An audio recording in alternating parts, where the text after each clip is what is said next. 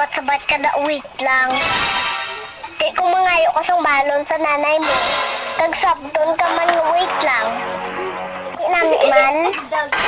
Oo, brahon gani sa balay. Pinadungol ka mo. Pero kung may pangayon, gani ka mo. Dasig pa ka mo sa alas 4. Ari nyo? Dumangalansan ka mo ba? Hindi ka mo magdurulot kung di pagpulpugon. It means, di ka mo pagsugoon. Huwag ka mo gamubra. Wala hindi ka mo initiative. Palibhasa. Puro pindot silpon na balay.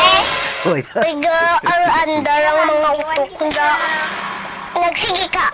Tubang sa cellphone. Sa mga ngiwit-ngiwit. Dumangawa ka mo kagaringan.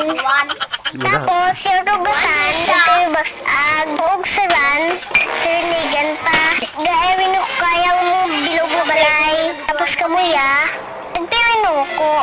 Nagmag-init ubang sa cellphone.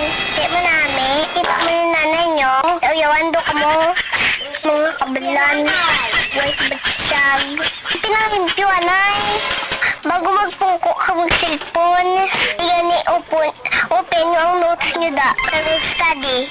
Di sige, cellphone man.